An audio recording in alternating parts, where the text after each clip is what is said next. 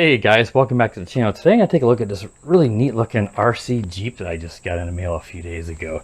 This is the FC model. That's the name brand. I believe the model is the F1. Let me show you guys the box. Here it is. FC model. F1 is the model number. And it comes in orange and white, as you can see here. And it's got two different styles. You know, a hard top and then like an open for each, you know, the open Jeep for each color, the white and the orange. F1 and F2 are the two different model numbers on this. This is a rather inexpensive Jeep. I think it was somewhere in the $50 range, I want to think. And it seems pretty cool, fully proportional. It has working headlights and working tail lights. Now, it is actually has some authentic Jeep branding that you don't usually see. I've done the PX Toys and I did the Subotech Jeep, and neither one of those actually were Jeep branded. This, as you can see, it has real authentic looking, at least, Jeep decals, some like stars, which almost feel like military. It's got the sport sticker here, and then I got a little piece of 3M in front of the way here. It's got a, I can pull it out, it's got a Jeep Compass brand and the Sport, and then a Wrangler Unlimited. So I've not obviously put those on yet. I'm not a Jeep guy. I do think they're cool.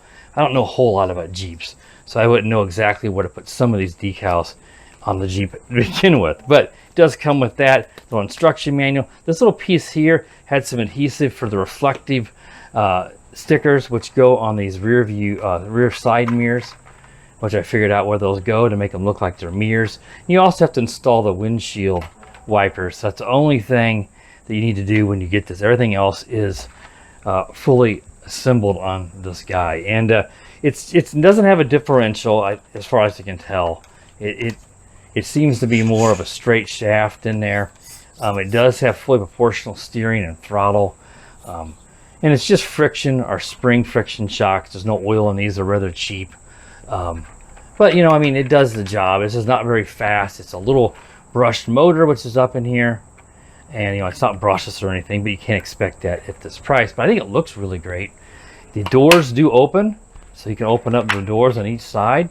And it has pretty good detail inside there. And the rear, excuse me, the rear door opens up here, and then you can see, looks pretty darn authentic. So, yeah, I like that. And the headlights work, the tail lights work, which I'll show you when we do the drive review here in a minute. And the turn signals turn, though. Those come on whenever you steer. Not all the lights stay on all the time. You'll see that here whenever I get it out here. And we get it driving around here. Now it uses, I should show you, it uses a little 2S lithium ion pack. If I can get this open. It's right up here in the under the hood. It is a 2S 500 milliamps, so it won't be a huge drive time, but that's probably good enough for this little brush motor. And here is the charger, the USB charger, with a little 3-pin connector that this uses on that. So, and here is the controller. It's very, very small, so if you have really big hands, this could be a problem as an adult. But surprisingly, it's surprisingly good for being such a little bitty controller. It takes 2 AA batteries here in the bottom. And it's, you know, it's not bad. It's got a foam grip, and it doesn't feel as cheap as it probably looks. It's got your on and off. It's got your throttle dual rate, so you can set the top speed all the way up or reduce it. That's really not that fast, so I don't think that's going to be a big deal. But if you're giving this to a younger kid, you might want to slow it down. And then you get your throttle trim and your steering trim. So right, left, you know, steering up and down, I should say, throttle or forward, reverse, and then right, left, I should say, for the throttle and the steering trims on this. So yeah, that's all it is on this guy. So we should take it out now, and we'll I already did a very brief test run on this, and I got it kind of, you know, the trims, the throttle, excuse me, the steering trim, you know, evened out and everything. Now it's not really quick, and you do you know, it does kind of make a sound like it, almost like it wants to go forward, but I've not been able to actually trim that out. But it doesn't actually move. It just sounds like it's giving some power to the motor even when it's in the neutral position. Now, your on and off switch is up here in the top, so it's right underneath the front bumper. Go ahead and turn that on. Go ahead and turn on the controller, and then it's bound. You guys can see there's the front white LEDs. In the rear here, if I go in reverse, the rear tail lights come on. Almost like the brake lights. They don't actually come on when you're driving with the headlights, but the headlights do stay on. Then you steer, you can see you do get your functioning yellow turn signals, but there's none in the rear. There's only in the front is the turn signals. Let's go ahead and throw it down here in the rocks. Let's drive it around. As you can see, it's not very fast. This is meant to be sort of a crawler.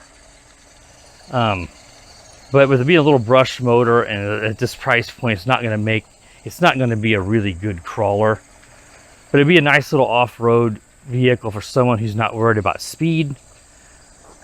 Really, it's going to be for somebody who's probably on a budget, or someone who's just starting out in the hobby and doesn't want to break the bank with their first RC. So yeah, you can see pretty slow. Guessing that's probably somewhere in the 8 to 10 mile per hour range. It's not meant to be a speed demon. I can see it's pulling a little to the left, so I'm going to give it some right steering trim. A little bouncy, but it's not terrible. Again, those friction shocks are not going to be the best for that. But it's far from bad. And it steers pretty good. Let's take it down here where I did the RGT truck a few weeks ago and see how it does.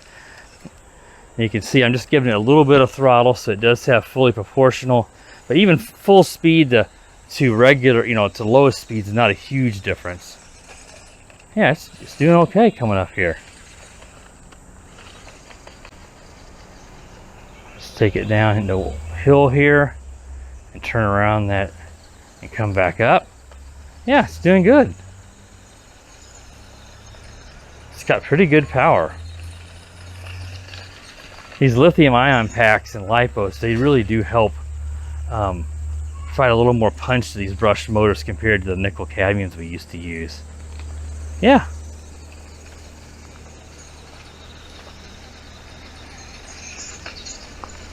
Working pretty good. It's pleasantly surprised by the power. It's not I'm gonna pick it up, guys, for a second. Yeah, it's got good power there. It's, for a little brushed motor, it's doing good. I mean, I haven't been stuck. I haven't rolled it over, so it's not super top heavy like you do see in some of these. And yeah, I'm gonna drive a little more here, guys. We won't make this a very long video. As you guys know, I've been doing a lot of ground vehicles lately. I know it's RD's drone reviews, but I do like my ground stuff. And right now,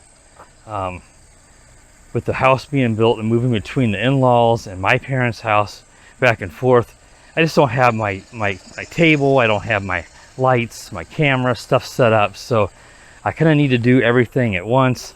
And then to complicate matters, when I'm here at the in-laws, I don't have anything with my laptop, and it doesn't have the muscle, so to speak, to be able to edit multiple video clips in terms of, like, when I do a drone, I've got picture-in-picture and onboard footage, and when you have multiple clips, it just requires more PC power than I have. So I can't really do that, guys. It already stutters enough of editing one clip in my editor. So I'll be doing some of these reviews here. I am going to, if you want to know where the drone stuff is, I'm going to make a video hopefully later this week if the weather cooperates, where I will test out the intelligent flight modes for the FIMI X8 SE 2020. I didn't get a chance to do that yet. Now let's test this here before we end. You can see this looks almost like a Jeep going through a swamp. The weeds here are kind of tall and this clover, and it actually did pretty good until I got stuck right there. This is actually pretty, that's pretty thick. And this is only a 1/16 scale Jeep, so I did better than you would expect. Some of these brushed ones, not the brushless, but the brush would get stuck in that. So it's geared for it's geared for low end torque.